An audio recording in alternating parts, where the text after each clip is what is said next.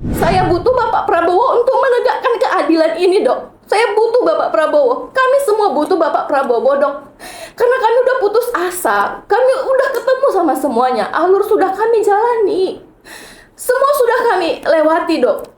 Jadi, Pak, kami butuh Bapak Prabowo untuk menolong kami sekarang yang sedang berada di dalam jurang kematian. Ini masa depan kami harus dikembalikan kepada kami karena kami tidak pernah menjadi parasit negara dan tidak pernah merugikan negara sepeser pun. Tidak pernah. Jadi harapan saya, tolong perbaiki ini kualitas pendidikan. Jangan tahan kami. Masih banyak dokter dibutuhkan. Bahkan Kemenkes bilang, Dok, mereka butuh dokter, Dok. Untuk apa Kemendikti menahan kami? Kami tidak ngerti sebenarnya siapa masalah di dalam ini, Dok. Jadi kami tidak tahu menyinggung siapapun ini. Karena sesama pemerintahan saja kami bingung, Dok. Kami bingung. Kami ini orang yang jauh dari tidak mengerti bagaimana peraturan ini sebenarnya. Tapi intinya, tolong hapuskan batas masa studi. Jangan halangi kami ujian. Itu saja, Dok. Kami tidak butuh disodorkan ijazah, tidak. Kami tidak mau. Kami juga harus ujian sesuai dengan kemauan kolegium. Kami mau, Dok.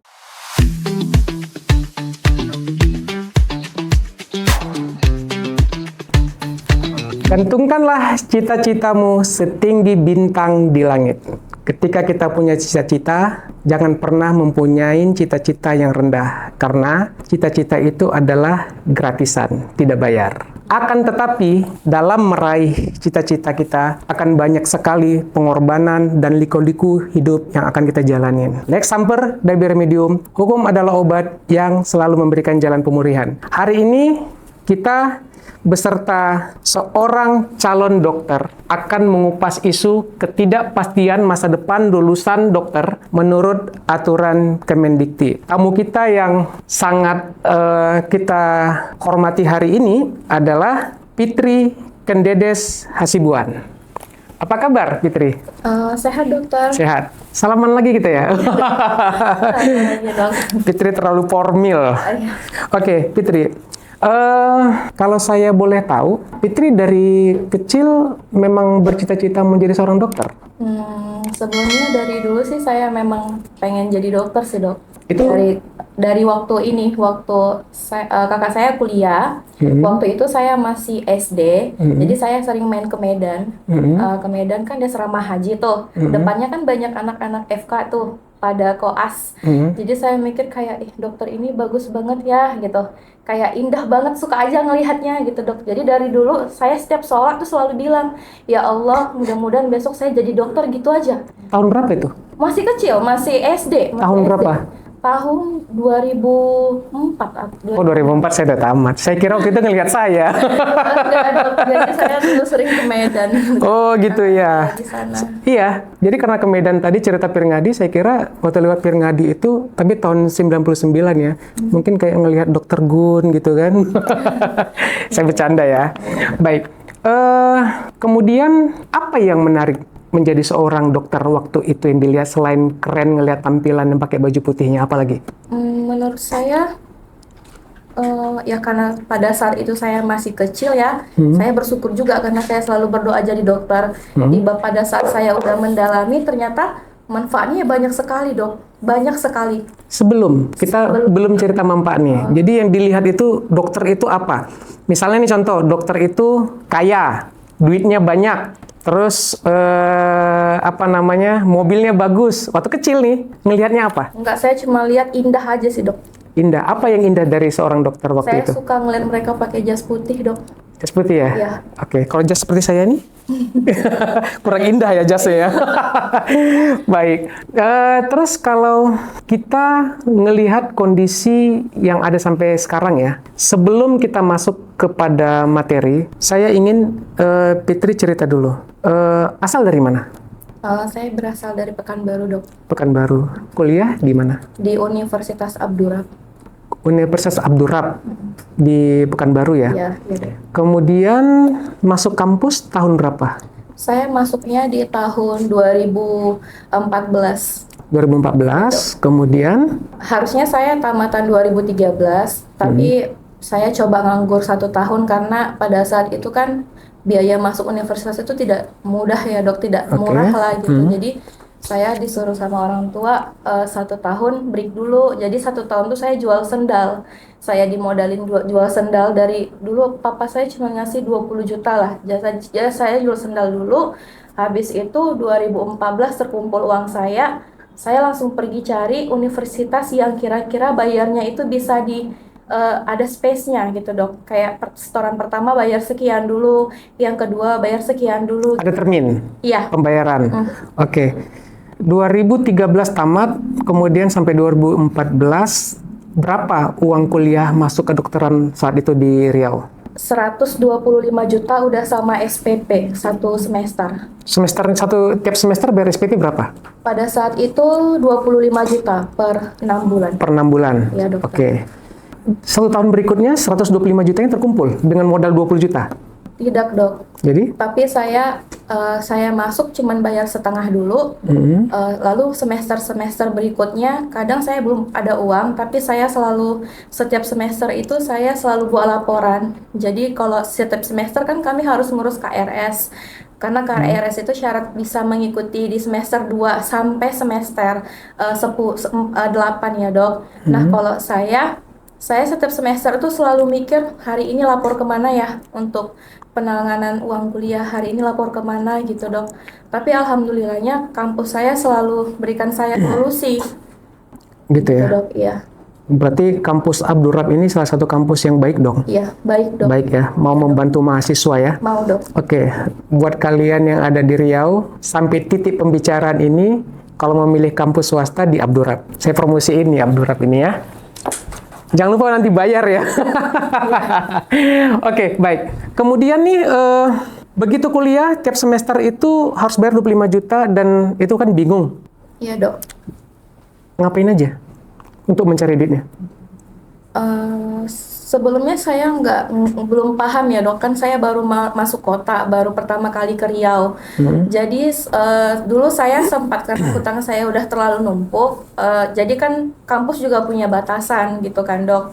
Jadi saya kayak nggak selamanya bisa ngikutin apa yang saya mau gitu. Jadi saya pernah cuti 1 tahun karena emang nggak bisa lagi ini bayar gitu, nggak tahu jalannya dari mana gitu. Jadi 1 tahun saya cuti. Dari 1 tahun itulah saya mencari pengalaman, lamar kerja ke sana kemari, nggak ada yang nerima gitu dok. Dari situ saya mikir saya usaha apa lagi ya gitu. Sementara besok semester udah masuk, harus disetor, uang nggak ada gitu dok. Karena kami kan banyak nih yang sekolah dok, bukan saya aja. Kami ada 6 bersaudara dan semuanya itu pendidikannya lagi kuliah semua dok, jadi butuh biaya gitu. Kami kayak nyelamati diri masing-masing lah ceritanya gitu dok.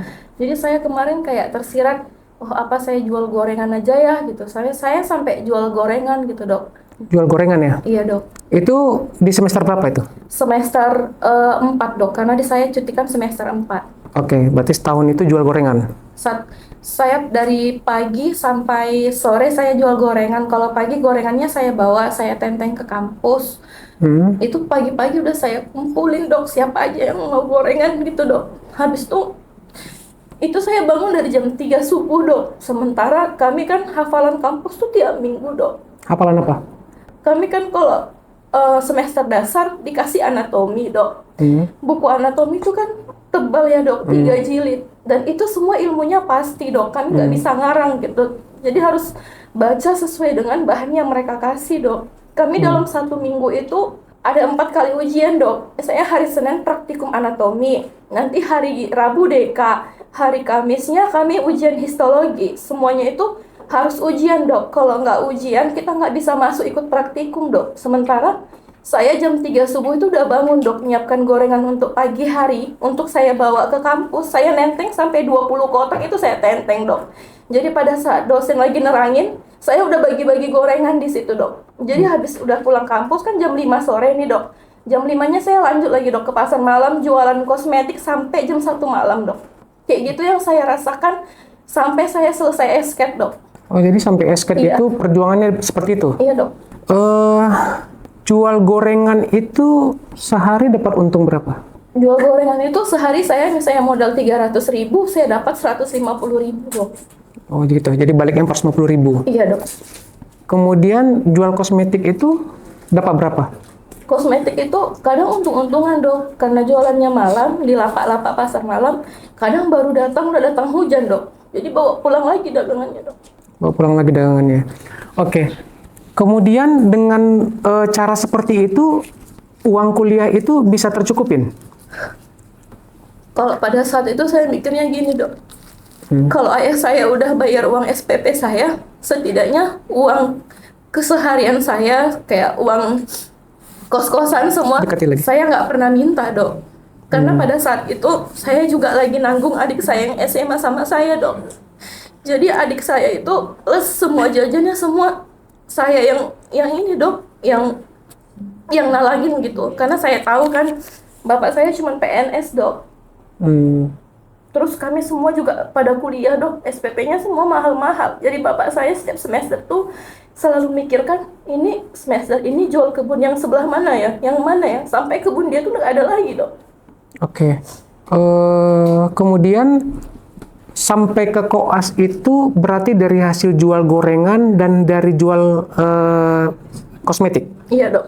Dan juga membantu orang tua untuk membiayain adik? Iya dok. Kemudian koasnya sampai sempat cuti juga nggak ya? Nah setelah saya selesai SK dok, kan dulu ya dok saya nggak ngerti lah ya dok. Dulu habis selesai SK kami itu diwajibkan lanjut profesi dok. Jadi kayak nggak boleh cuti, nggak boleh apapun. Jadi harus lanjut ke profesi. Nah saat itu dok, saat itu saya ada masalah dok. Nilai saya ini nggak nyampe di Dikti waktu mau SK. Jadi 3 hari sebelum wisuda, saya nggak boleh wisuda karena nilai saya belum lengkap. Jadi di situ saya harus setor dulu dok uang 25 juta untuk nutupin nilai itu dok, agar nilai itu bisa masuk lagi gitu dok. Jadi di status Dikti saya biar selesai pendidikan gitu dok. Nah karena udah setor uang di awal itu dok, jadi persiapan saya untuk koas itu udah nggak ada lagi dok.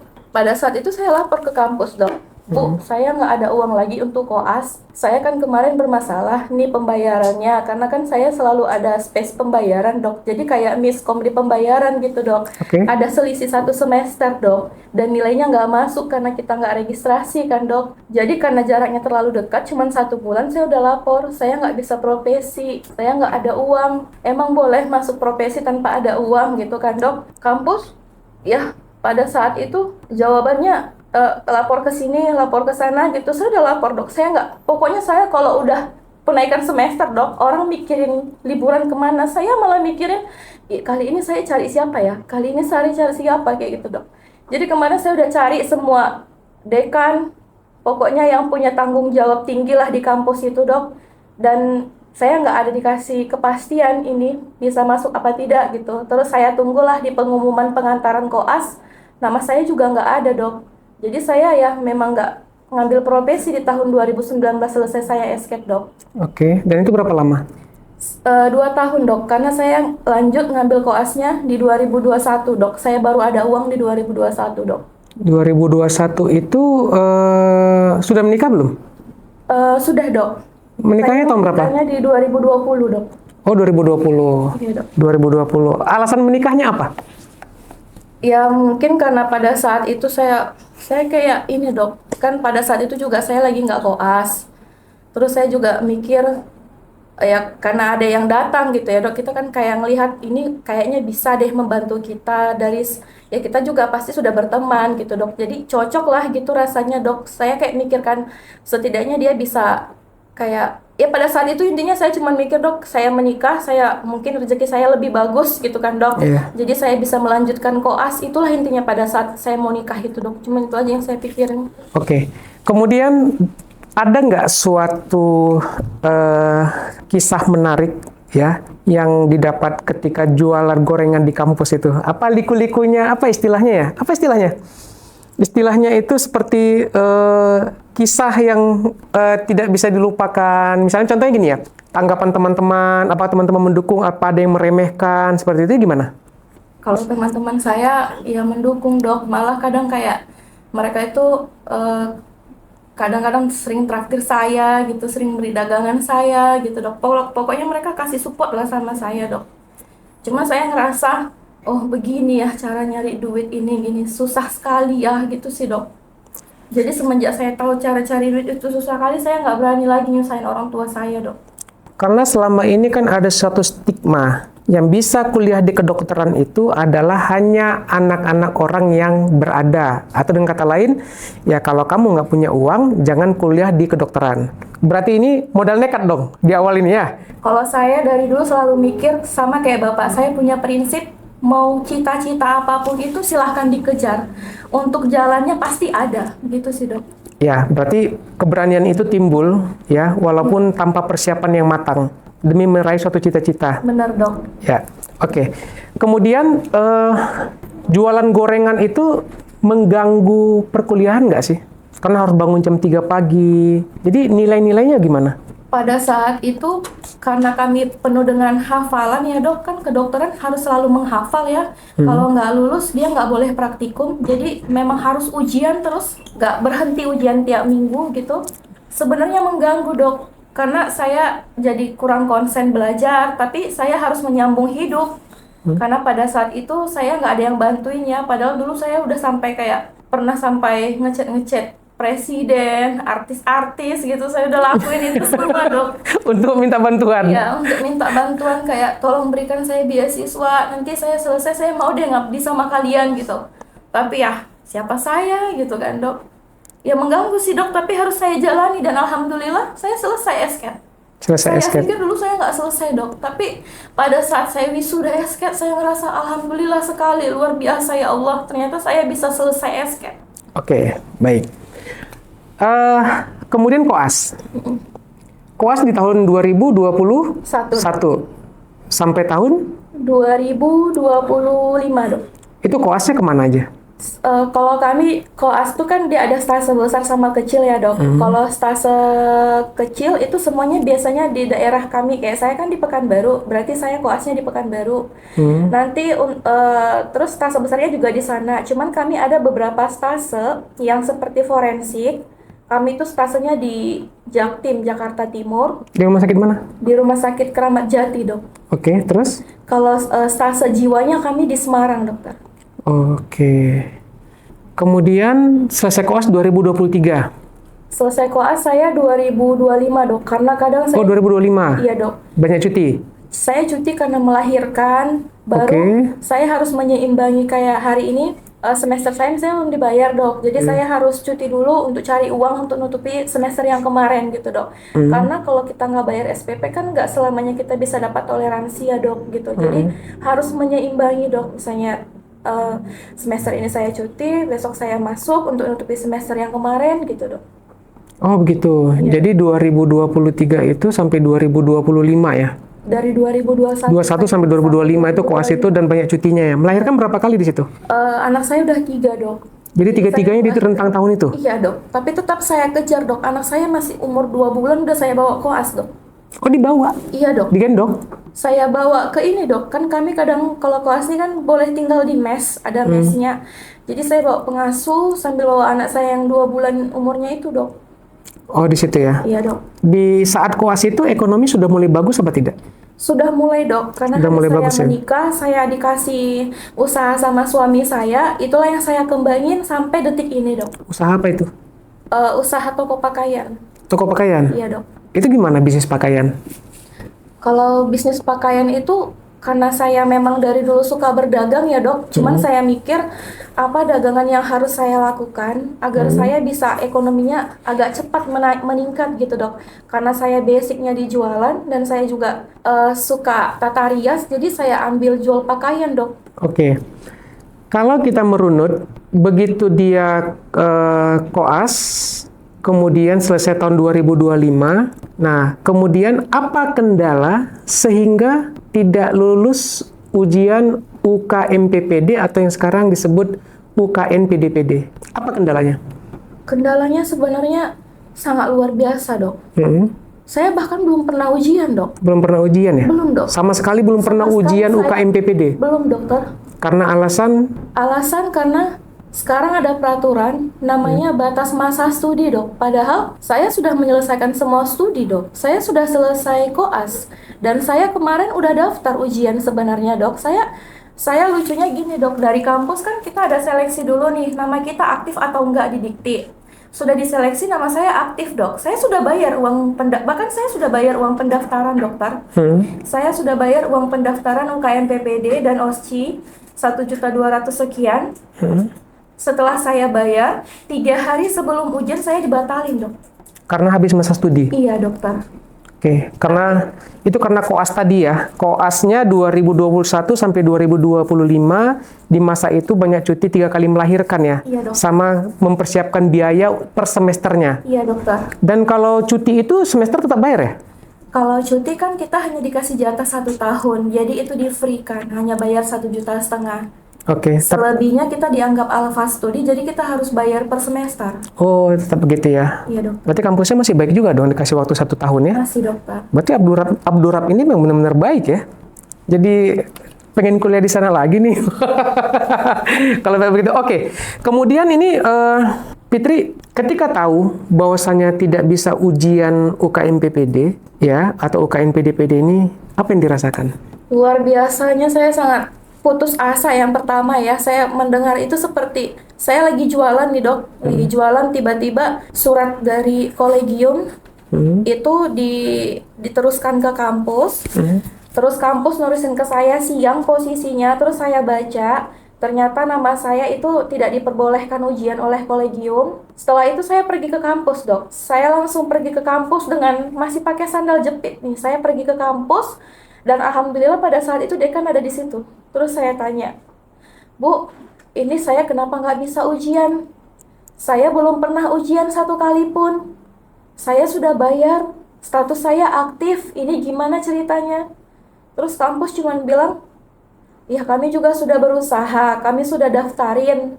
Tapi yang nentuin bukan kami, kata kampus. Terus saya ini kemana Bu? Emang saya nggak bisa ditolong lagi gitu kan dok? Terus kampus bilang, ini semua peraturan dari Kemendikti. Nah, pada saat itu saya mikir, ya Allah, ini gimana ceritanya saya sampai ke Kemendikti? Mana mungkin gitu kan dok? Ya saya minta kampus, Bu, apa nggak bisa di follow up lagi Bu? Kayak gitu kan, kayak minta keterangan sama Kemendikti. Saya ini kan belum pernah ujian. Terus kampus bilang sama saya, kamu harus cari Kemendikti, hanya mereka yang bisa mengubah status kamu, kami nggak bisa apa-apa.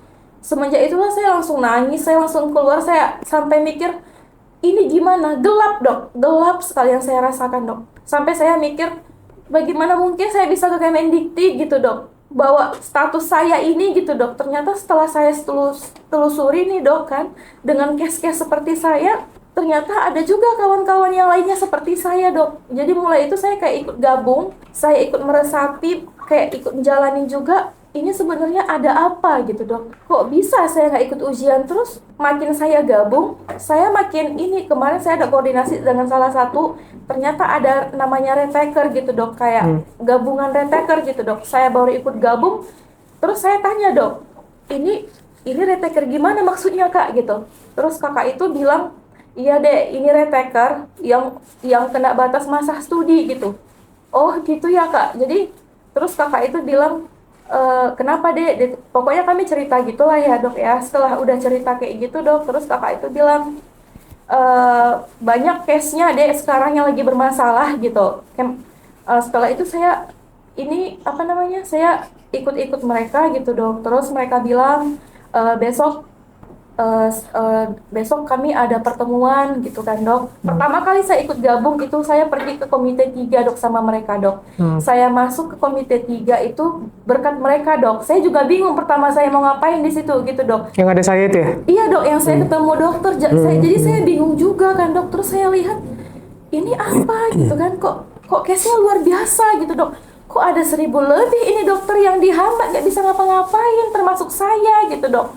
Saya kayak mengadu nasib ceritanya ke Jakarta ini dok, bahwa status saya yang nggak jelas ini gitu dok. Makanya pas saya ketemu dokter bacakan semua tentang case-case yang lagi bermasalah sekarang, ya saya luar biasa kaget aja dengarnya dok. Emang 1.000 lebih apa 3.000 lebih ya? Dek, yang tercatat 2.300 ya? Yang tercatat ya? Iya. Kemudian bakal nambah lagi setiap tahunnya. Apa Periodenya. apalagi dengan ujian yang katanya ujian terbaik yang dibuat sama kolegium. Soal terbaik. Soal terbaik itu ya? Oke.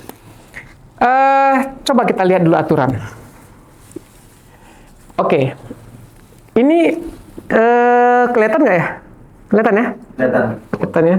Kalau kita lihat aturan yang ada, jadi ada suatu aturan ujian dan kelulusan kedokteran. Ini yang resmi ya. Kita melihatnya dari Undang-Undang Nomor 20 Tahun 2013. Ini dasar hukum utamanya. Undang-Undang Pendidikan Dokter. Jadi, yang pertama itu ada uji kompetensi, syarat wajib lulus seorang dokter. Untuk bisa menjadi dokter, mahasiswa ini wajib lulus uji kompetensi nasional. Nama ujiannya dulu UKOM, kemudian UKM PDPD, kemudian sekarang UKN PDPD. Besok namanya NPD? NPD. NPD ya. Di sini banyak teman-teman kita dari berbagai macam kampus ya. Jadi mereka juga menyaksikan ini sekarang. Kemudian juga fungsinya itu adalah exit exam. Artinya ujian itu harus ada ujian akhir untuk kelulusan profesi menjadi seorang dokter. Kemudian kalau tidak lulus UKN PDPD, di sini UKM PPD, tidak bisa diangkat sumpah. Jadi dasar hukumnya itu mahasiswa harus lulus uji kompetensi nasional sebelum sumpah dokter. Seperti itu ya? Iya, Dok. Nah, kemudian Ken Dedes sama sekali ujian UKM PPD-nya nggak sempat. Belum pernah, dokter. Belum pernah sama sekali. Belum pernah, dok. Artinya sebenarnya bukan retaker kan? Bukan, dokter. Saya bukan retaker, dok. Iya, kalau yang namanya retaker itu pernah ujian kalah baru ujian ulang kan? Benar, dokter. Berarti ini belum pernah ujian sama sekali. Artinya peraturan yang ada ini ya sebenarnya harusnya kalau di sini kan tidak berlaku. Akan tetapi nanti ada satu lagi aturan dari Permennya itu yang mengatakan bahwasanya itu 5 tahun. Dia hanya 5 tahun untuk profesi. Nah, kemudian yang kedua, bentuk ujiannya itu, yang komponen wajibnya itu ada 2. Yang pertama itu adalah CBT, Computer Based Test. Nah, di CBT ini ya, yang soalnya kemarin itu katanya itu banyak soal yang orang menghafal ya? Iya. Emang soal itu ada berapa banyak sih? Ada 150, dok. 150 soal. Bank soalnya ada berapa? Lebih dari 10.000-an soal pasti, dok. Terus ada orang yang bisa menghafal 10.000 soal itu ya? Nggak akan ada yang bisa menghafal. Enggak, dok. Itu luar biasa, dok. Ya, saya juga pernah kuliah. Saya kali kalau disuruh, ini jujur ya, kalau saya disuruh menghafal 10.000 soal itu, belum tentu saya mampu.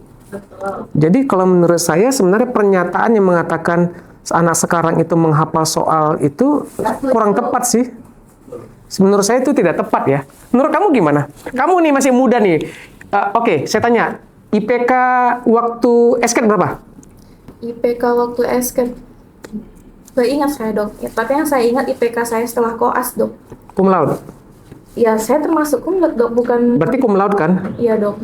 Pertanyaannya, kamu mendapatkannya dengan susah payah atau dengan gampangnya? Susah payah, dokter. Susah payah? Iya, dok. Menghafal habis-habisan, belajar habis-habisan, mendengar habis-habisan, melihat dengan fokus, mempraktekkannya dengan baik dan benar. Benar, dok. Dan berhadapan dengan orang-orang hebat apa orang-orang tidak hebat? Orang-orang hebat, dokter. Yang mendampingi kami itu spesialis semua, dokter. Dan Bukan itu dokter. orang-orang hebat. Iya, dokter. Dan kamu lulus. Wah, benar, dokter. tepuk tangan dulu dok. Ini cum laude loh. Oke, sekarang kamu yang cum laude, kok saya nggak cum laude, nilai saya jelek. I'm so sorry buat kalian semua ya, saya bukan orang pinter. Saya tidak cum laude, kamu lebih hebat daripada saya. Dengan nilai kamu yang cum laude, apa mungkin kamu setiap mau ujian itu kamu menghafal soal? Saya tidak pernah menghafal soal, dok. Saya selalu belajar teori itu sampai saya ringkas, sampai saya buat rangkaian. Karena saya kalau nggak belajar inti, saya nggak ngerti anak. Jadi saya harus belajar dari inti, dari mamanya dulu sampai keturunannya gitu, dok.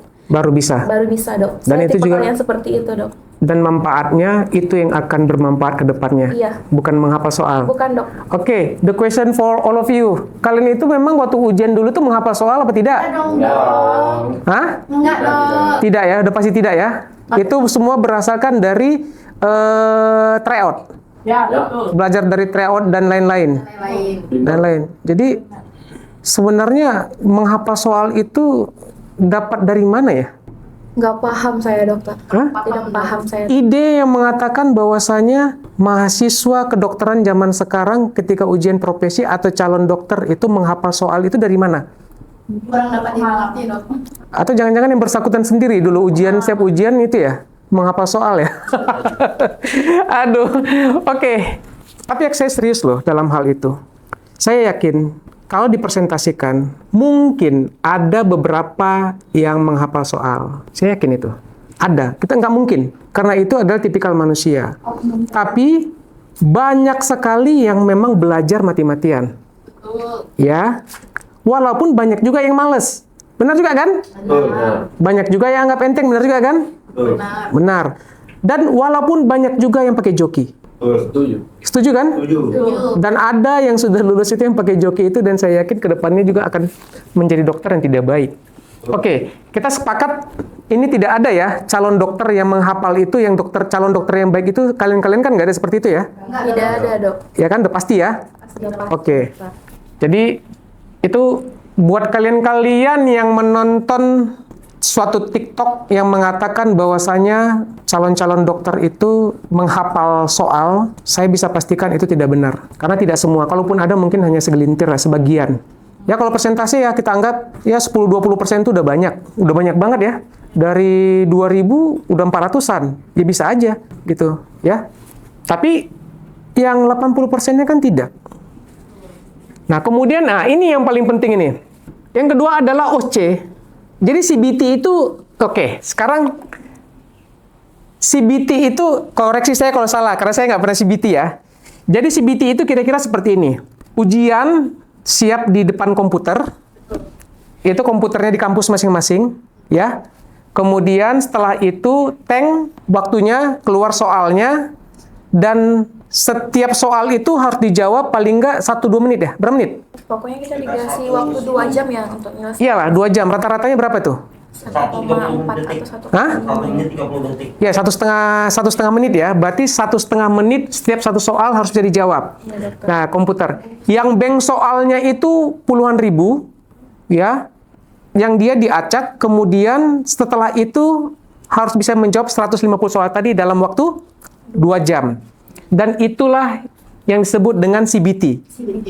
Nah, jadi persepsi selama ini yang ada, kalau tidak lulus CBT itu berarti bodoh. Seperti itu kan? Iya. Padahal untuk menjadi seorang dokter itu, computer based test itu adalah bukan ujian yang paling utama. Karena saya nih, saya adalah seorang dokter. Saya tahu, ujian yang paling penting itu untuk menjadi seorang dokter adalah yang kedua. OC, Objective Structure Clinical Examination, atau menguji keterampilan klinis simulasi pasien, dan ini wajib lulus. Oke. OSCE ini adalah ujian dengan pasien. Oke. Saya kasih tahu lagi sama kalian ya, apakah kita sama apa tidak dulu. Karena kami dulu, ujian pas koas itu langsung OSCE itu. Sama dengan itu. Jadi ada suatu kasus nih, mohon koreksi kalau salah ya, baik kalian ya.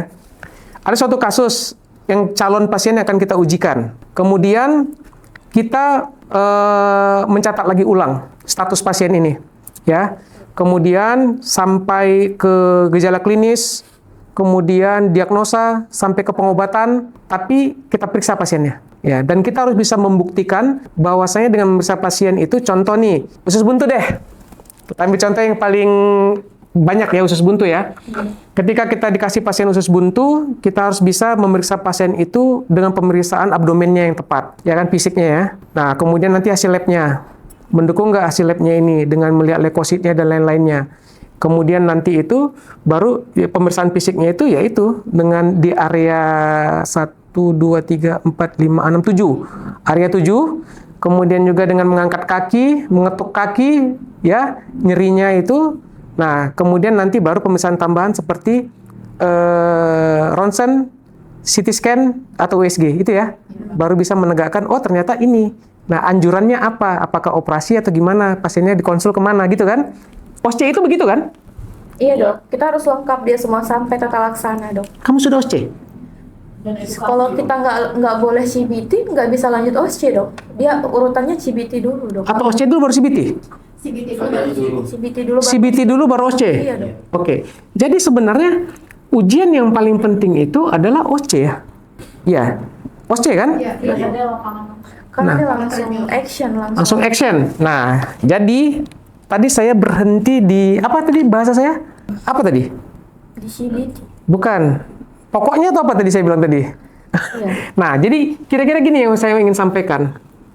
Komputer based test itu kumpulan dari puluhan ribu soal. Oke. Nah, harusnya kumpulan soal itu, ini saya memberi masukan kepada orang-orang pintar, para profesor-profesor kami yang kami sayangin, baik itu di kampus maupun di Kemendikti, para pakar-pakar, para dokter-dokter, teman-teman yang saya hormati, yang pintar-pintar di kolegium, ya. Ini saya ingin memberikan suatu masukan. Harusnya ini berdasarkan standar minimal. Jadi gini, standar minimal menjadi seorang dokter umum itu harus ada. Benar kan? Benar, dokter. Nah, itu didapat dari mana? Dari ketika dia mau praktek. Kita cerita praktek ya. Kalau pelajaran semua pasti dipelajarin. Tapi ketika praktek itu adalah dengan mengetahui semua penyakit-penyakit umum yang ada di Indonesia yang bisa dilihat dari data penyakit-penyakit yang di puskesmas, di rumah-rumah sakit, seperti itu kan, klinik-klinik. Ya, lebih dari situ, itu adalah langkah ke spesialis ya. Berarti SP1, SP2 ya? Apa sih istilahnya? Enggak, di itu kan ada berapa tadi? 5 ya? 4, satu kompetensi yang Kompetensi 1, 2, 2, 3, 4. Jadi yang harus ditahu itu 1 sama 2 saja kan? Iya. 1 sama 2 saja kan? Nah, 1 sama 2 saja. Dan itu tidak boleh jauh dari penyakit-penyakit memang banyak ditemukan di Indonesia. Dan diujikannya itu ya memang berdasarkan itu. Tapi kalau kita standar minimalnya saya tidak tahu, pasti membuat soalnya juga akan menjadi kacau. Benar, Dok. Dari ujung-ujungnya ingin meningkatkan kompetensi dengan menguji ujian spesialis. Yang spesialis pun disuruh ujian situ belum tentu lulus. Ini mohon maaf ya buat spesialis-spesialis ya. Tapi kita terbuka saja, belum tentu juga lulus dengan cara ujian CBT yang seperti itu. Saya yakin hal itu. Jadi memang ini bisa menjadi suatu pertimbangan kepada para guru-guru besar. Janganlah membiarkan orang-orang yang tidak kompeten dalam membuat soal dan diberikan kepada mereka untuk membuat soalnya.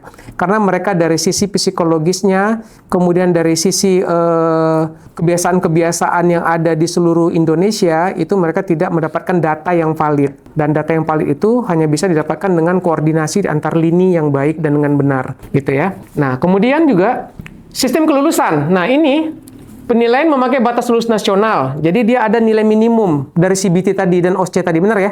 Ya.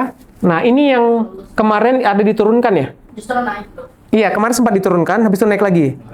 Oke, kemudian ditentukan secara nasional oleh panitia UKM PPD dan tidak hanya berdasarkan nilai mentah tapi juga nilai analisis standar kompetensi. Yang ini juga tidak terbuka ya? Dan hanya mereka yang tahu? Per Januari. Bukan, maksudnya ini dibuka nggak hasilnya? Oh, hasil ujian UKM PPD atas nama misalnya Gunawan Lubis, Anda benarnya sekian, salahnya sekian. Ada dibuat nggak? Ada. Di batch yang sebelumnya, di batch 1 di 2006 kemarin Masih bisa ada. melihat Enggak, yang kalian sekarang ada nggak? Tidak ada yang sekarang. Berarti tidak ada keterbukaan di situ ya? ya.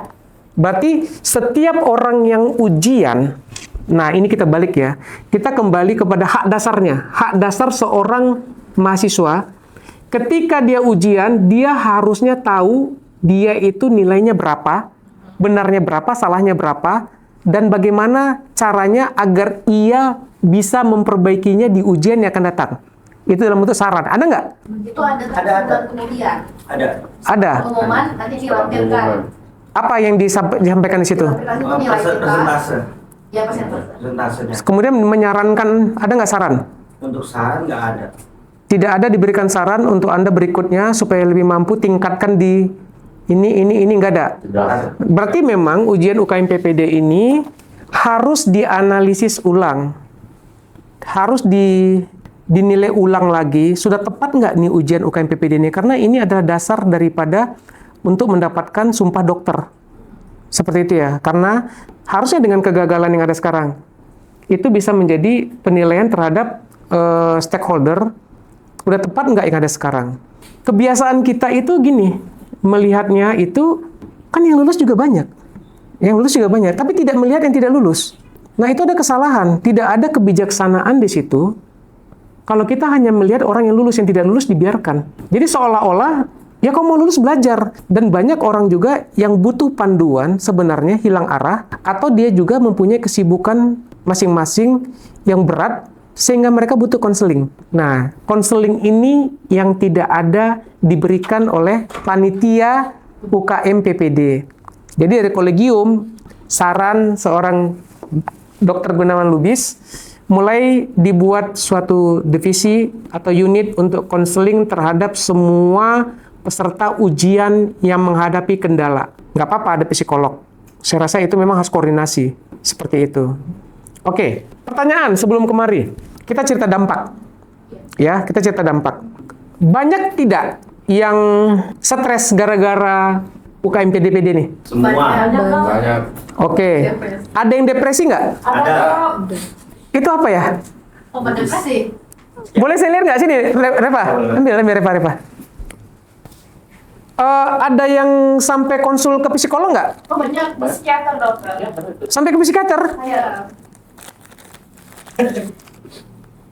Saya nggak sebut nama ya, catatan medik. Oke, kepada Dr. Farhan Nur, SPKJ, spesialis kedokteran jiwa. Oh ya benaran nih. Mei 2026, Mei aja udah 2 kali, Juni udah 1 kali konsul ya. Ini konsulnya ya. Wah. Oke, ada yang sampai dirawat nggak? Ada. Dirawat karena sakit atau karena sakit jiwa? Oh, ini.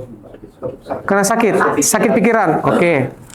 Ada yang sampai bercerai nggak? Banyak. Gara-gara UKM PPD? Banyak. Banyak. Kamu tahu banyak nggak? Ada yang kamu tahu? Aduh dok, karena saya fokusnya keseharian saya mengurus rumah tangga, anak semua. Oh, kamu aja belum ujian ya? Iya. Jadi nggak tahu ya? Belum ujian dok. Oke. Sekarang pertanyaannya, banyak nggak yang belum nikah gara-gara belum punya gelar dokter? Menunda pernikahan. Salah satunya di balik layar ini dok. Oke, dan saya pernah menonton ada seorang ini dari uraian kasus UKM PPD, ada seorang ibu yang sampai bingung menuliskan gelar dokter apa tidak di nisan anaknya karena anaknya meninggal di saat dia menjadi seorang retaker. Benar ya? Dan itu terjadi ya. Itu terjadi. Nah, jadi kalau yang cerai itu benar-benaran gara-gara UKM PPD? Iya, dok. Itu benaran? Tekanan ya dok. Hmm? Sakit. Tadi depresi kan itu tekanan dok. Nah perceraian itu juga bentuk tekanan dok. Oh gitu. Sekarang dok.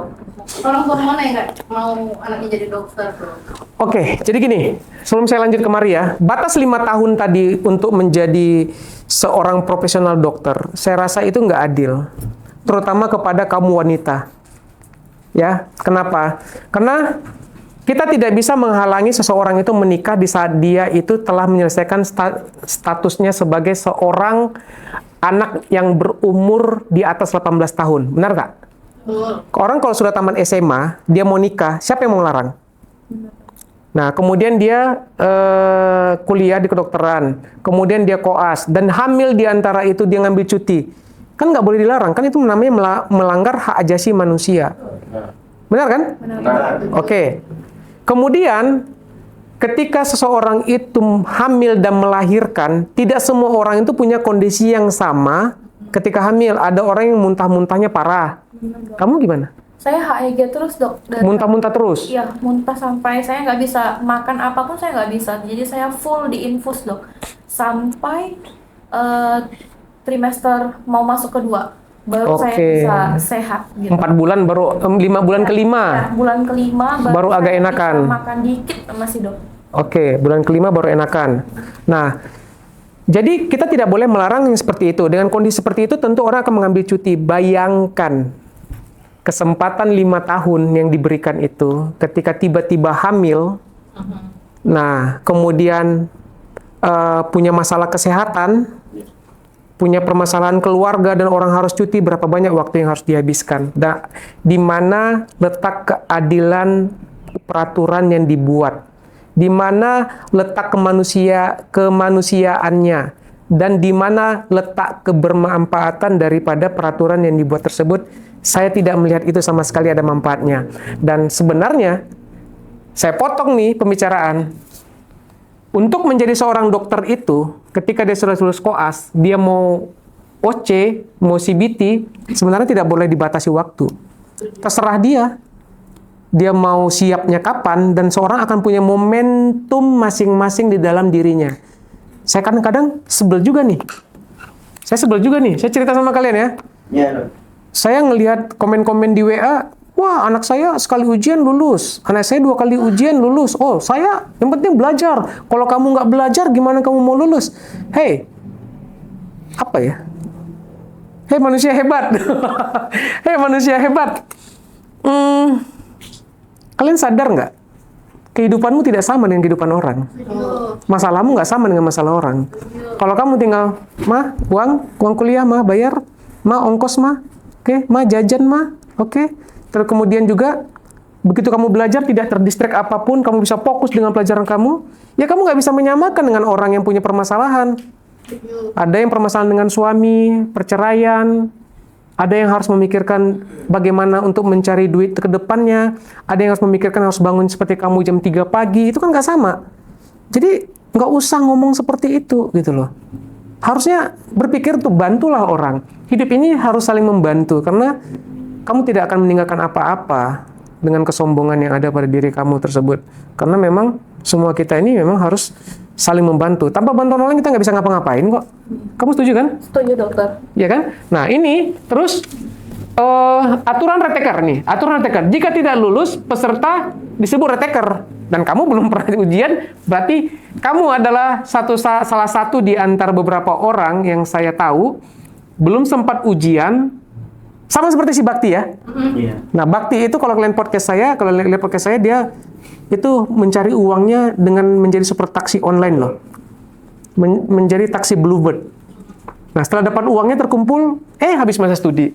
Kamu juga, habis masa studi. Nah, boleh mengulang pada periode berikutnya, dan biasanya ada beberapa kesempatan per tahun, 4 kali. Dan terkadang 4 tahun ini tidak murni 4 tahun, kadang setahun cuma 2 kali ya terjadi. Tahun 4 kali. Tapi ada yang pernah ditunda kan, dilompatin. Jadi cuma 3 kali apa berapa kali? Normalnya 4 kali. Jadi 3 kali ya? Ada yang pernah kan cuma 3 kali. Nah, namun tetap ada harus lulus CBT tambah OC. Tidak ada kelulusan parsial. Oke, next.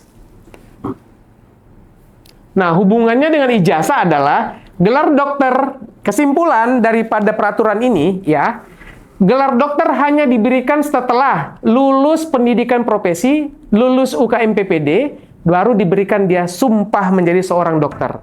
Artinya, lulus kuliah tambah koas saja belum cukup. UKM PPD adalah syarat final dari negara. Dan itu hanya diberikan waktu 5 tahun, dan dia berbentuk computer-based test. Oke, buka aturan. Buka aturan tentang DO. harus skip dulu ya, Dok. Kamu sudah di DO belum? Saya mau jawab juga bingung ya, Dok, karena bagi saya itu bukan DO sama sekali ya, Dok. Kalau saya nggak setuju, cuman saya herannya ya, Dok, kami sudah audiensi kemana-mana nih, sudah rapat umum dengan DPR RI, dari saya ikut nih ya, Dok, dari Komite 3, DPR Fraksi 9, mereka itu sudah RDPU dengan Kemendikti, dengan Kemenkes, bahkan dihadirkan kolegium, dan sudah dibicarakan, Dok, tidak ada boleh pendeoan. Lalu bagaimana tanggapan? Pokoknya kemarin itu di RDP sudah banyak pertanyaan yang diajukan oleh Ibu Irma dari DPR Fraksi 9 ke Kemendikti, Dok, tentang peraturan-peraturan yang sekarang ada ini, batas masa studi dan DO dan selainnya, Dok. Saya pikir karena sudah ada itu kan sudah rapat besar, dalam arti kayak kami udah melibatkan, kami sudah audiensi loh, Dok, kami sudah bertemu dengan DPR RI, sudah dengan Kemenkes, sudah dengan Kemendikti, sudah ada kolegium, jadi orang-orang yang terpenting di konflik kami gitu, Dok. Tetapi, Dok, 3 hari yang lalu saya menerima surat DO, Dok. Saya bahkan belum pernah merasakan yang dikatakan kolegium atau Kemendikti. Saya juga bingung ya, Dok, sebenarnya ini saya bingung ini, Dok, ini peraturan gimana sebenarnya? Ini bingung dok, karena mereka sesama melempar ya dok, saling melempar. Jadi saya juga nggak tahu. Saya ini calon dokter yang sekarang ini kehilangan arah dok. Saya datang ke sini minta keadilan dengan kawan-kawan saya semuanya ini minta keadilan dok. Ada rapat dewan kami ikutin. Dengan ini kami ikutin, semua proses udah kami jalani dok. Alur semua dengan lurus kami jalani dok. Jalan yang berbelok lagi yang belum kami datangin, tapi nggak ada juga jalurnya. Bahkan banyaklah dok yang tak bisa kami sebutkan, sampai di MRT, semua perjuangan kami dok. Sampai tadi malam saya ke Andara loh dok, nyari Raffi Ahmad. Tadi malam saya ke Andara. Halo Raffi, apa kabar Raffi? Iya dok, sampai tadi juga saya ke Wapres dok. Saya sama Wapres, saya di belakang sambil minum kopi dok. Karena kami udah kehilangan arah, kami ngerasa kayak kami sudah ke orang yang terpenting. Jadi di atas ini siapa lagi sebenarnya Oke. yang bisa memutuskan seperti itu dok? Itu depending dulu. Nanti kita bahas yang sampai ke tempat apa namanya pengamanan presiden tadi ya. Iya, Oke, dok. sebentar. Ini penting. Jadi tata aturan dropout. Jadi gini ya, saya ingin memberitahukan kepada semua kampus yang ada di Indonesia. Hati-hati kalian semua para pengurus-pengurus kampus, bapak-bapak, ibu-ibu, para rektor dan para dekanat yang ada di seluruh fakultas kedokteran yang ada di Indonesia. Ya, hati-hati dalam men-DO semua mahasiswa retaker atau mahasiswa yang habis masa studi. Karena lihat dulu ke dalam, apakah kalian semua sudah mengikuti dasar mekanisme pemberhentian mahasiswa yang baik dan benar sesuai dengan undang-undang yang ada. Oke, baik. Tolong ya, dibaca ulang nanti ya semua peraturannya buat kalian semua. Dan bagi kalian yang sudah di DO, secepatnya kalian itu di tempat masing-masing silahkan untuk membuat nota keberatan sebelum 40 hari kepada semua kampus kalian masing-masing. Karena sebelum 40 hari nanti bisa kita petunkan, ya. Tapi lewat dari situ nanti ada alibi dari mereka yang mempersulit kita nanti, oke? Nah, jadi dasar mekanisme pemberhentian mahasiswa itu ya. Yang pertama, tidak mencapai batas minimal IP per semester atau IP kumulatif. Kamu lewat nggak?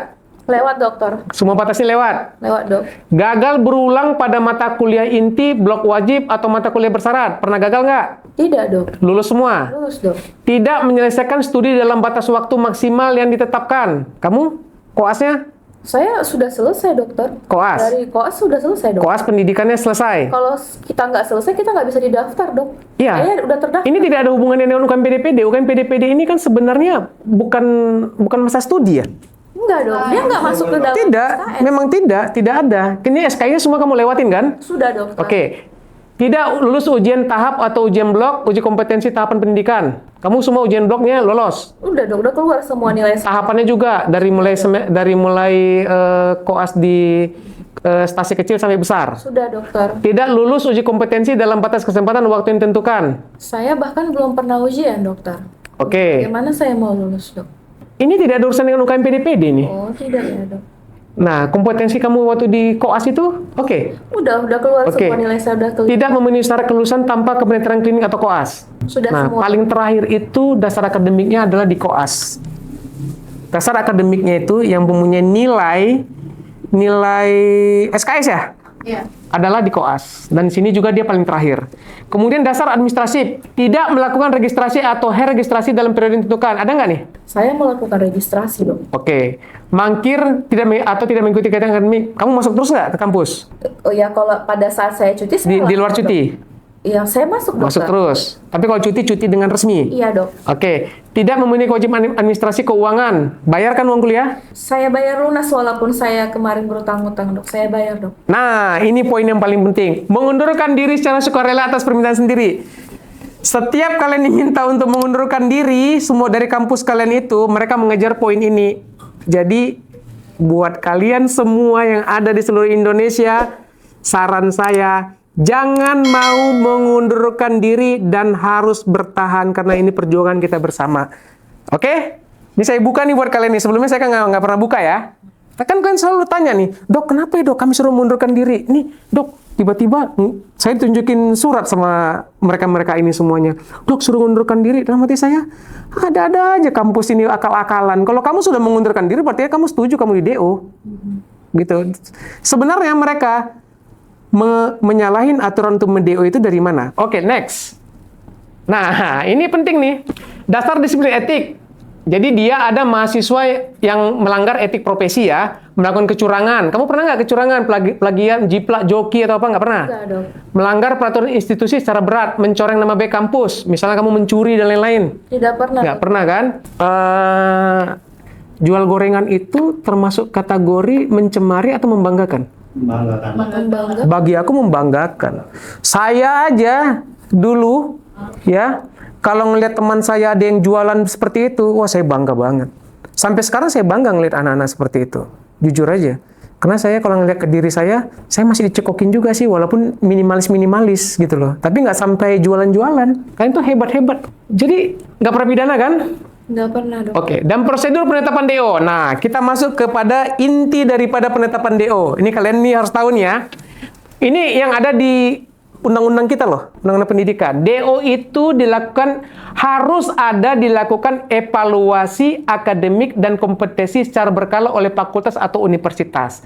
Jadi contohnya gini, ada nih seseorang yang harus di DO, ya. Kemudian entah karena apa nih, terserahlah masalahnya di mana.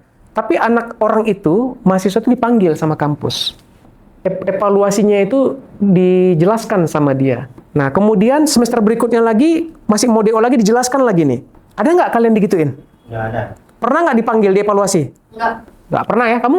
Nggak pernah, Nggak Dok. pernah. Diberikan peringatan SP1, SP2, SP3, serta program pembinaan akademik. Nah, habis itu gini, dibina, ini sebenarnya orang ini, misalnya lemahnya di mana? Lemahnya di anatomi. Aduh, ini kamu lemah banget anatomi. Ayo dong, kamu jangan sampai DO. Kan sebenarnya gini, kampus itu juga nilainya jelek kalau sampai men-DO mahasiswa. Ya. Dan berikutnya nanti orang takut kuliah di situ. Jadi kampus-kampus yang men-DO mahasiswanya itu, apalagi tidak dengan cara yang benar, menjadi perhatian tanda kutip bagi orang-orang, wah ngapain kuliah di situ nih? Kampusnya nggak bener nih, gitu. Ini bahaya nih. Nah, kita juga orang tua nih, wah jangan kuliahkan di situ anaknya, gitu. Dan itu akan sampai kemana-mana. Jadi hati-hati. Nah, dan dia juga harus dibina. Kalau misalnya gagal di anatomi itu, diajari lagi anatominya. Nah, inilah arti daripada pembinaan akademik. Kemudian dilakukan proses pemeriksaan dan pembuktian untuk kasus pelanggaran. Kalian nggak pernah SP1, SP2, SP3 nggak pernah dibina kan? Tidak. Nggak. Dilakukan proses pemeriksaan pembuktian untuk kasus pelanggaran. Pernah nggak? Itu harus ada. Ini runtutan dari atas. Baru direkomendasikan resmi dari ketua program studi. Nggak ada kan? Nggak ada kan rekomendasi kan? Ditetapkan keputusan akhir secara sah. Nah, yang ada kalian itu adalah poin kemari sama kemari kan? Langsung keluar surat DO kan? Jadi tahapan 1, 2, 3-nya itu nggak ada. Artinya itu cacat secara administrasi. Jadi buat semua kampus, ayo kita kumpul bekerja sama semuanya ini. Semua memang harus bekerja sama, termasuk Dikti juga. Dikti jangan egois dong. Dikti juga nggak boleh egois. Nah, karena kalau ini dibiarkan, berarti kalian membiarkan ribuan anak yang siap pakai menjadi pengangguran massal dan dampak sosial yang tinggi ini terhadap ribuan orang ini, kalian mau nanggung nggak? Ayo carikan jalannya, solusinya. Kalau takut melanggar undang-undang dan lain-lain, ayo bantu ke Pak Presidennya supaya Pak Prabowo kalau tahu ini dia akan marah ini. Karena membiarkan. Tidak ada calon dokter yang bodoh. Itu dulu. Kenapa? Oke, coba saya tanyain. Waktu mau masuk ke dokteran, ujian tes apa tidak? Tes, dokter. Lulus kan? Lulus, Dok. Oke. Sewaktu dia setiap semester, ujian apa tidak? Bahkan setiap hari pun ujian, Dok. Setiap hari ujian? Iya, Dok.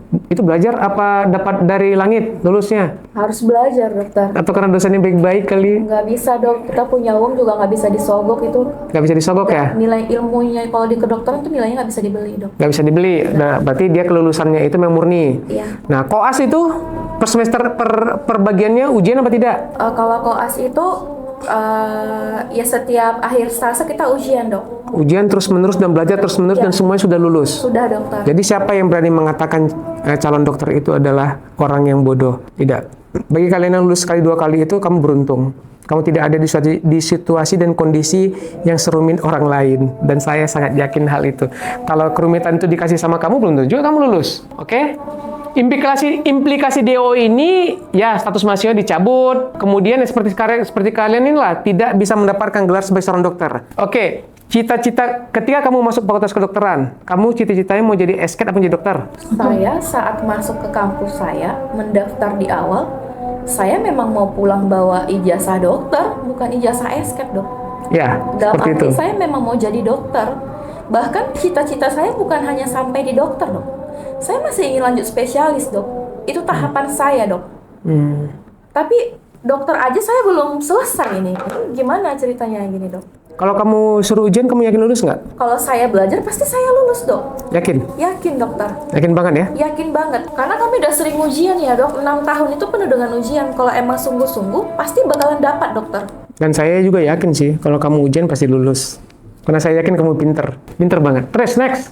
Jadi, buat para ibu-ibu atau bapak-bapak yang ingin mengkuliahkan anaknya di kedokteran, ya. Kemudian buat adik-adik yang sekarang masih SMA, yang kepingin kuliah di kedokteran nih, kita kasih gambaran ya. Untuk menjadi seorang dokter, yang pertama kamu masuk kuliah, ya. Kemudian kamu ada ujian-ujian itu di setiap bloknya. Setiap hari ujian, per minggu itu ada ujian. Kemudian ada lagi ujian akhir blok. Kemudian ujian akhir kampus. Kemudian ada lagi skripsi, ya, proposal sampai ke yudisium. Kamu dapatlah gelar esket. Next. Nah, masa koas itu ada stase kecil, stase besar. Ya, stase besar itu tuntutannya itu 24 jam penuh on call. Kemudian adaptasi ritme kerja, tanggung jawab nyata pada pasien. Jadi di koas itu kan nggak ada main-main ya? Tidak ada, dokter. Tidak ada ya, tanggung jawab penuh terhadap pasien juga, membantu dokter spesialis. Benar, dokter. Oke. Kemudian juga ada ujian di setiap, seperti yang tadi diceritakan sama Ken Dedes, yaitu ujian terus-menerus dan tekanannya tinggi gitu loh. Benar, dokter. Kurang tidur, kelelahan kronis, jadwal tidak menentu, tekanan dari senior, sistem dan ekspektasi profesional, serta tuntut terfokus dalam kondisi lelah demi keselamatan pasien. Next. Kita cerita uang. Ya. Bahwasanya energi yang dikeluarkan untuk menjadi seorang dokter, di samping dia energi fisik dan mental tadi, yang kalian tadi lihat itu, belajar harus mati-matian, ujian terus-menerus, hafalannya banyak, gitu ya. Nah, biaya yang diujikan sebelum kemari, biaya kampus, kan? Biaya kampus. Oke, biaya masuk. Kalau sekarang biaya masuk berapa? 400 juta? Hampir 500. Hampir 500 juta. Zaman kamu 100? 15 juta, 125, Dok. 125. Sekarang di sini kampus kamu berapa? Hampir 400 atau 300. Di atas 400 juta lah ya. Di atas 300 ya? Ya, Di atas 300 juta. Kamu mau masuk kedokteran tuh kamu mesti siap-siap uang 300 juta. Itu namanya uang pangkal depan atau uang pembangunan ya? bangunan. Bangunan. Per semesternya sekarang berapa? 30 juta. Zaman kamu dulu berapa? 20 juta? 20, kalau kemarin koas, kalau kami 35 juta, Dok. Wow. 35 juta. Siap nggak ibu-ibu nyiapkan duit itu 35 juta? 30 juta deh kita anggap deh, murah-murah aja dulu. Kita nggak, 30 juta murah ya? Aduh, pusing kepala. 30 juta. Saya dulu kuliah itu, saya kedokteran di USU tahun 93, uang kuliah saya itu hanya 500.000. Ya, 500.000 setahun. Setahun. Jadi satu semesternya 250.000. Wow, keren. Dan nggak ada keluar apa-apa lagi di zaman itu ya. Nah, jadi kalau sekarang 30 juta, kalian tahu sendiri kan? Oke. Berapa semester? Anggap 8. Ya, untuk SK 8 semester, dokter. Ya, 8 dikali 30, 240 juta. Uang masuknya 300 juta. 240, 540 juta. Koas? Bayar lagi, Dok, per semesternya. Koas bayar lagi. 35 juta tadi ya? Iya, sampai 4 semester. Kali 4. 40214. 140 juta tambah 680 juta. Jadi minimal-minimal hanya untuk uang kuliah saja sampai selesai koas. Kalau nggak ada cuti, kamu itu harus siap uang 680 juta. Oke? Belum lagi uang jalan, minyak, makan, Tempat tinggal. tempat tinggal dan lain-lain bagi yang kos. At least kamu harus siap 1 miliar. Kamu habis berapa? 1 M pasti ada, Dok. 1 M. Ya, 1 miliar ya? ada dokter. 1 miliar habis hanya untuk menjadi antara dokter dan belum dokter. Belum dokter sama sekali. Belum dokter. Ujian pun belum. Ujian aja belum. Jadi sudah menghabiskan biaya yang lebih 1 miliar tapi belum jadi dokter. Nah, ini baru cerita ini. Oke, kita cerita ujian. Jadi, kalau kalian tuh mau ujian UKMPPD atau UKNPDPD tadi, ya, kamu harus ikut tryout, ya, dan harus lulus dari kampus. Biayanya itu 480 sampai 550 ribu sekali ikut tryout. Bimbingannya 500 ribu, udah 1.100.000, 1.050.000. Biaya bimbingan luar kampus 2 sampai 5 juta, ada yang 2 juta, ada yang sampai 5 juta. Berarti kamu paling tidak harus siap di sini uang 7 juta. Untuk sekali ujian. Kemudian daftar lagi. Kalau daftarnya itu UKMPPD itu 1.250.000. Itu udah bareng sama OSCE, jadi sekali transfer, Dok. UKMPP dengan OSCE. Ya, 1.250. Kemudian khusus ujian OSCE sekitar 4 juta sampai 10 juta. Iya. Wow. Jadi beda uang pendaftaran dengan uang ujian, dokter. Berarti di luar itu harus siap lagi uang sekitar 25 juta dong. Iya. 1 kali ujian. Dan itu bervariasi, tergantung kampusnya juga, dokter. Iya, jadi kalian udah paham nggak ini tuh? Jadi kalau kalian mau jadi dokter itu 1 miliar lebih kamu harus siap, dan energi yang sebesar ini sudah dikeluarkan oleh ribuan orang akan dieliminasi hanya karena peraturan dari pemerintah yang salah, ya. Salah dalam mengambil kesimpulan, kurang bermanfaat, kurang berkeadilan, sehingga biaya yang puluhan miliar. Kalau 1 miliar per orang kali 3.000 berapa? Udah banyak. 3 triliun ya?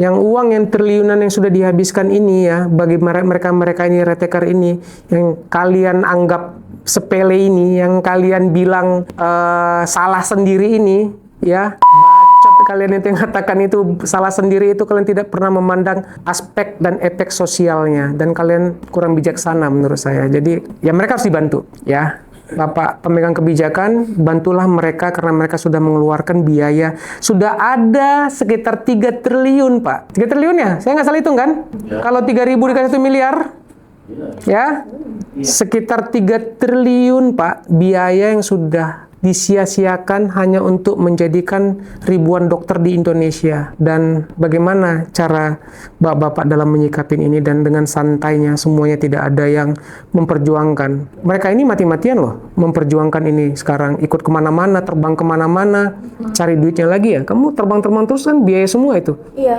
biaya semua. Sampai mendatangi rumah artis, nanti ada videonya ya.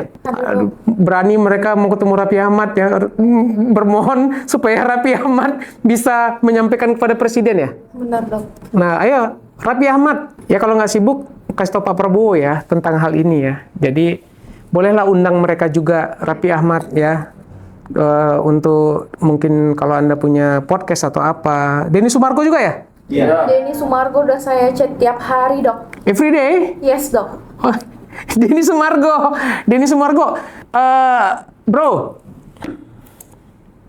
kamu gimana sih bro? Gosip-gosip yang begitu-begituan, lu tackle semuanya, lu ambil, lu tuntaskan semuanya. Masalah kedokteran pendidikan yang begini, yang berurusan dengan uang sekitar 3 triliun yang sudah dibuang percuma kalau ini sampai gimana-gimana, sampai mereka ini gagal, jangan dibiarkan.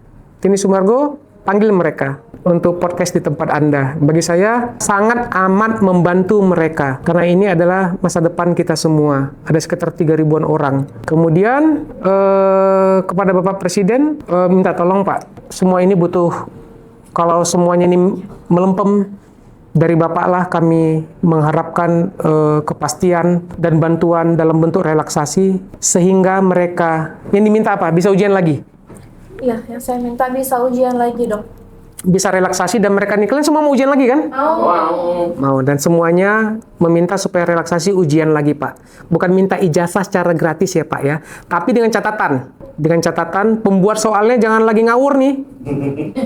Ya, nggak usah terlalu begitu amat deh gitu. Nanti mau nggak diuji lagi dengan itu, pertaruhkan gelar dokternya, Anda bisa lulus nggak? Taruhannya kalau nggak lulus, gelar dokter Anda dicabut loh. Jadi jangan seperti itu juga lah. Sadari juga lah, flashback ke belakang Anda tuh waktu mahasiswa dulu gimana sih? Apakah memang sepintar itu, sehebat itu? Flashback lagi lah. Kita sama-sama pernah kuliah, pernah mengalamin. Harusnya kita mengetahuilah standar minimal. Bawa lagi ke diri kita. Gitu. Kalau Anda jenius sekalipun ya seharusnya nggak boleh juga seperti itu dong. Menyamakan Anda dengan orang lain. Makanya untuk menjadi seorang pejabat itu dibutuhkan kebijaksanaan dan selalu memikirkan semua orang. Gitu. Kalau tidak bisa berpikir seperti itu, jangan pernah menjadi pejabat. Oke, sekarang kita lihat masa-masa perjuangan dari seorang Fitri Kendedes Hasibuan. Coba kita lihat. Nah, ini siapa nih? Ini anak-anak ya? Iya, ini anak saya, Dok. Ini anak nomor 2. Ya. Nomor 1, Dok. Nomor 1. Ini? Nomor 2, dokter. Oh, ini yang paling kecil. Iya, Dok. Nah, itu di mana tuh? Ini di tempat usaha saya yang sekarang, Dok. Di tempat jual pakaian saya. Oh, jual pakaian. Itu makan bakso atau makan miso? Makan mie ayam, Dok. Makan mie ayam. Anak-anak menemanin ibunya. Oke, next. Nah, ini yang sini. Itu apa itu? Ini kalau Jual saya, kosmetik? Iya, dari habis maghrib sampai jam 1 malam saya jual kosmetik Di mana itu? di pasar malam dekat kos-kosan saya, Dok. Bukannya kalau buka lapak gini bayar ya? Bayar, dokter. Nah, terus kamu sanggup bayar ya? 1 bulan bayarnya 300.000, Dok. Sanggup? Pada saat itu. Sanggup, dokter. Kadang minta dispensasi, kadang saya bayar gitu, Dok. Oh gitu. Nggak pernah dipalak preman? Yang jaga lapak ini Auri bahkan, Dok.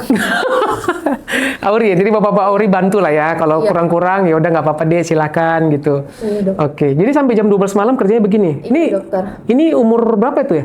Ini berat tahun berapa tuh? Itu tahun 2018, Dok. Oh, 2018. Sebelum koas. Sebelum koas, dokter. Dan sebelum menjadi esket. Iya, dokter. Oke, ini jualan apa nih? Ini yang dibawa ke kampus? Iya, itu saya masak dulu nanti jam 3 subuh, pagi saya goreng, Dok. Baru masukin ke kotak, pagi-paginya dibawa ke kampus. Pintar masak apa aja? Saya masak apa aja bisa, Dok. Apa aja bisa? Iya, Dok. Wow, keren. Modalnya menjadi seorang ibu-ibu itu tinggi banget ya. Iya, Dok.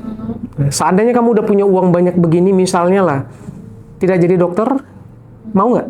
Enggak. Kenapa? Ya, karena saat saya untuk apa? Kalau memang saya nggak niat jadi dokter, kenapa saya harus sekolah dokter dan menghabiskan uang selama 6 tahun, Dok? Saya bahkan 10 tahun, Dok, menghabiskan uang demi itu ngambil gelar dokter tadi, Dok. Semua ini dilakukan untuk ambil gelar dokter? Benar, dokter. Oke. Dan ini jual apa nih? Itu jual cireng, Dok. Cireng, kampus juga? Iya, dokter. Yang beli kawan-kawan semua? Iya, dokter. Hai kalian semua, teman-temannya Fitri Kendedes yang sudah banyak bantu Fitri makan gorengan, nanti review ya, masakannya enak nggak nih Fitri? Ini cirengnya enak nggak nih gitu ya?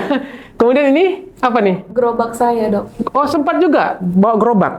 Semua udah saya lakuin, Dok. Jadi Ini tahun berapa nih? itu tahun 2017 Buka gerobak sendiri. buka, Dok. Jualannya di mana nih? Tepi jalan, Dok, dekat kampus. Di mana tepatnya di sana? Coba Jalan sebutkan. Durian.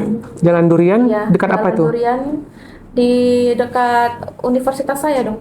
Jalan Durian namanya. Oh jadi jualannya jam berapa? Kalau itu dia buka stand-nya dari jam 5 sampai jam 10 malam juga, Dok. Sama siapa jualan di situ? Jadi saya jualnya random, Dok, gitu.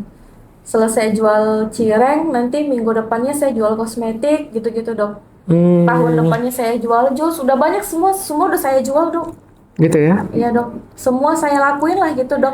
Nggak ada yang nggak saya coba lagi, Dok. Dari jual gorengan, jual jus, sampai jual kosmetik hanya untuk Uang sekolah. uang sekolah. Saya memang harus jadi dokter. Apapun ceritanya, saya harus jadi dokter. Sampai sekarang? Sampai saat ini, saya harus jadi dokter, Dok. Oke. Next.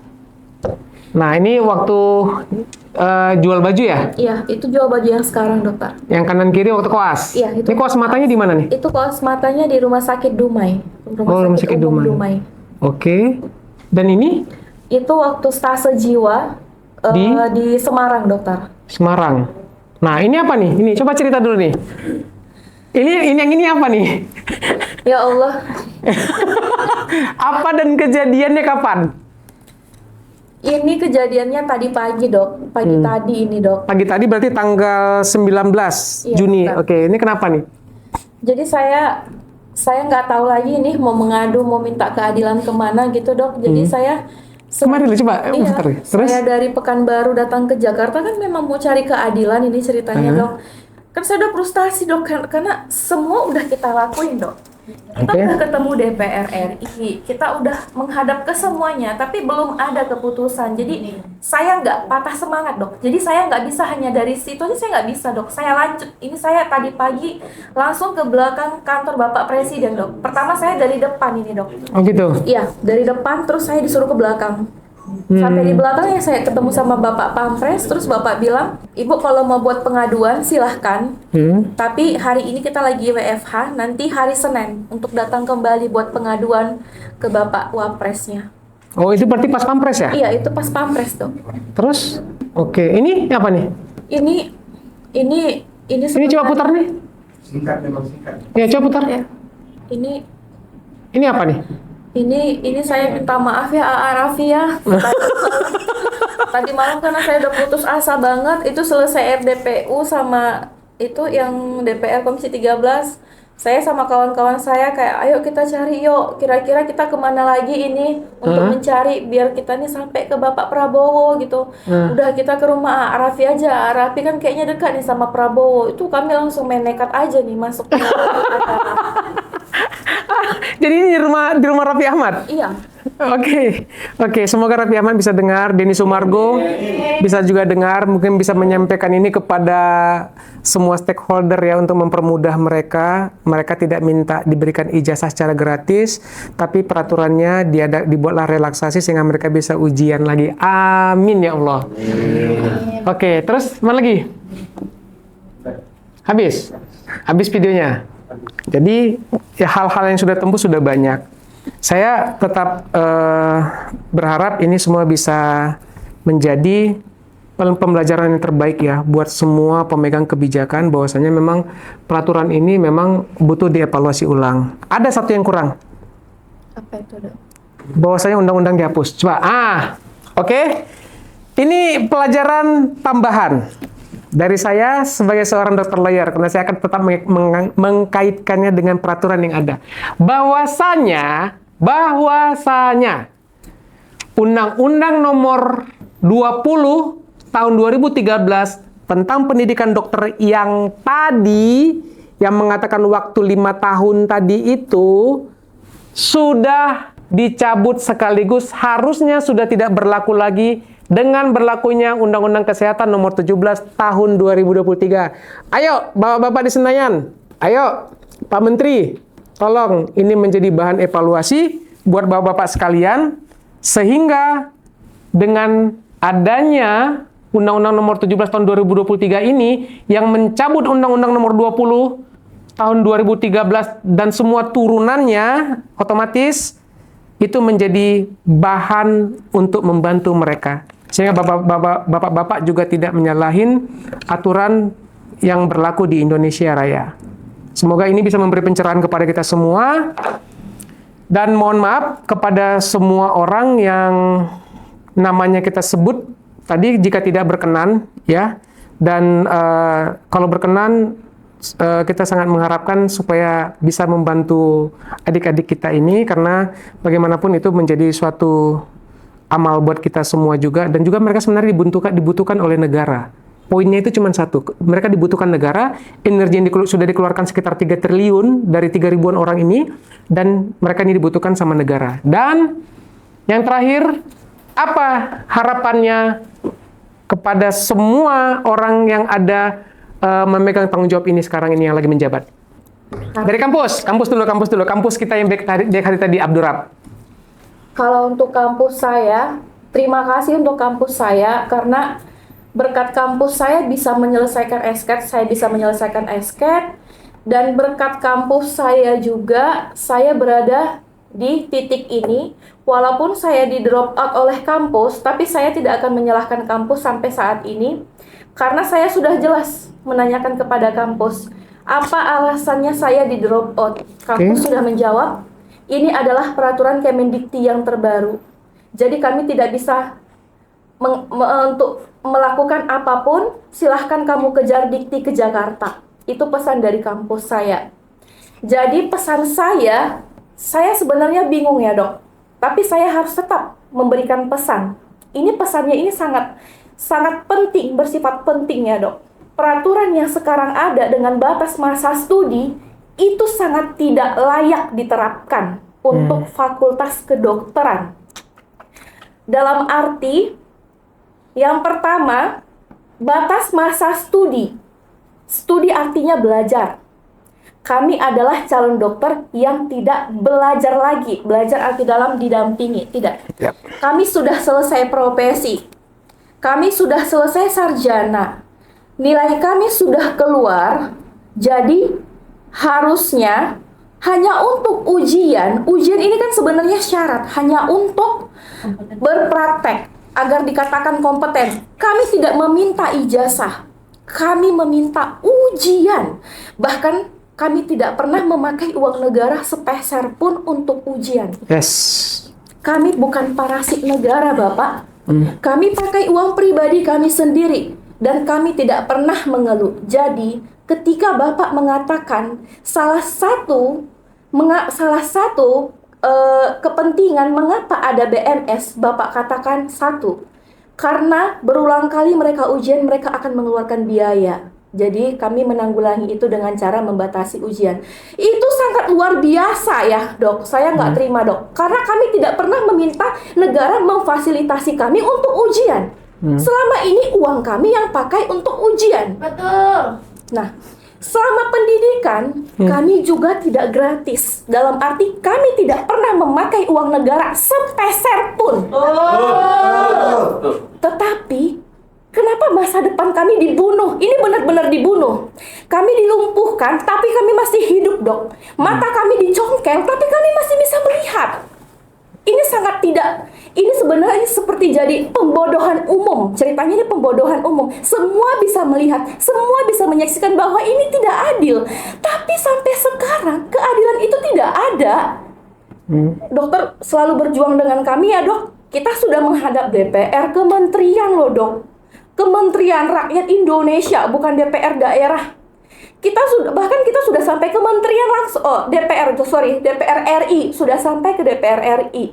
Sudah sampai Kementerian Pendidikan Tinggi dan Sains. Sudah sampai ke Kemenkes, sudah sampai ke kolegium. Semua yang berurusan penting di situ sudah kita kumpulkan, dokter. Kita sudah audiensi berulang kali. Mereka katakan mereka akan memberikan keputusan. Kapan? Apakah sampai kami lengah? Apakah sampai retaker bertambah lagi? Bahkan mereka terus meneruskan DO, dok. Dalam arti DO ini sudah tidak dianggap lagi sepertinya mahasiswanya, dok. Karena kemarin pada saat ada rapat antara DPR RI yang praksi 9 dengan Kemenkes, Kemendikti, itu luar biasa ya dok. Kenapa Kemendikti tidak menampilkan data yang sebenarnya? Sudah berapa yang di DO? Berapa retaker dengan BMS? Kalau retaker tanpa BMS, mereka tidak akan hadir di sini. Untuk apa mereka hadir? Mereka belum kena batas masa studi. Jadi ini suatu pembodohan yang umum. Saya ini ya dok, saya dok, sebagai calon dokter yang sampai saat ini belum diberikan kesempatan untuk ujian, tidak layak Anda katakan tidak kompeten. Yes. Teman-teman saya yang lainnya retaker yang walaupun sudah berulang kali tidak layak untuk dikatakan tidak punya kualitas dan kuantitas ataupun bodoh. Mereka bukan bodoh, tapi mereka belum membaca. Pasti karena ada hal-hal yang penting. Maksudnya yang membatasi mereka untuk hal tersebut. Jadi harapan saya, tolong hapus batas masa studi ini. Ini tidak layak untuk menentukan kualitas dan kuantitas kami. Tidak layak. Harus dikaji ulang ya dok. Harus dikaji ulang. Ini sangat tidak layak dok. Siapapun itu tidak akan kami izinkan untuk menghalangi cita-cita kami. Siapapun itu. Karena kami tidak pernah memakai uang negara sepeser pun. Jadi ini adalah urusan yang sangat penting. Saya rasa semua yang kami jumpai itu adalah orang-orang yang penting yang bertanggung jawab di hal ini. Jika orang-orang yang sudah bertanggung jawab saja dok tidak bisa memberikan kepastian sampai saat ini, Saya butuh Bapak Prabowo. Saya butuh Bapak Prabowo untuk menegakkan keadilan ini, Dok. Saya butuh Bapak Prabowo. Kami semua butuh Bapak Prabowo, Dok. Karena kami udah putus asa. Kami udah ketemu sama semuanya. Alur sudah kami jalani. Semua sudah kami lewati, Dok. Jadi, Pak, kami butuh Bapak Prabowo untuk menolong kami sekarang yang sedang berada di dalam jurang kematian. Ini masa depan kami harus dikembalikan kepada kami karena kami tidak pernah menjadi parasit negara dan tidak pernah merugikan negara sepeser pun. Tidak pernah. Jadi harapan saya, tolong perbaiki ini kualitas pendidikan. Jangan tahan kami. Masih banyak dokter dibutuhkan. Bahkan Kemenkes bilang, Dok, mereka butuh dokter, Dok. Untuk apa Kemendikti menahan kami? Kami tidak ngerti sebenarnya siapa masalah di dalam ini, Dok. Jadi kami tidak tahu menyinggung siapapun ini. Karena sesama pemerintahan saja kami bingung, Dok. Kami bingung. Kami ini orang yang jauh dari tidak mengerti bagaimana peraturan ini sebenarnya. Tapi intinya, tolong hapuskan batas masa studi, jangan halangi kami ujian. Itu saja, Dok. Kami tidak butuh disodorkan ijazah, tidak. Kami tidak mau. Kami juga harus ujian sesuai dengan kemauan kolegium. Kami mau, Dok. Baik. Jelas, Dok. Baik, dan ini juga sebenarnya kayak di Papua sendiri ya. Di Papua, ini buat teman-teman nih, di Papua itu ada sekitar 50 berapa orang yang retaker? 57 atau 58 orang yang retaker di Papua, ya anak-anak Papua. Padahal di Papua itu sangat amat butuh dokter, dan ini sudah menghabiskan biaya yang sangat amat besar juga. Dan coba dibayangkan jika mereka ini semua diberi kesempatan ujian lagi, dibina dalam mengikuti ujian, ya, dibimbing, dan Papua akan mendapatkan 57 orang dokter yang hebat. Ya, kemudian ada penutup dari saya. Kalau masih ingat, masih segar di ingatan kita acara Cerdas Cermat yang ada di Kalimantan, kalian ingat ya? Di mana suatu jawaban yang benar disalahkan dan diikuti dengan dikuatkan lagi dengan menyalahkan dari yang lainnya, sama dengan kasus ini. Ini adalah suatu kesalahan, dan yang lainnya tetap bertahan dengan menyalahkan itu tanpa membuat suatu perbaikan, tanpa pernah berpikir bagaimana potensi-potensi yang ada ini harus dimaksimalkan, harus dibimbing, harus dibantu, dan semua ini adalah untuk kepentingan bangsa dan negara. Ingat, 3 triliun sudah terbuang sia-sia jika ini tidak bisa diselesaikan dengan baik. Dan itu pemborosan yang sangat amat bodoh kalau diteruskan.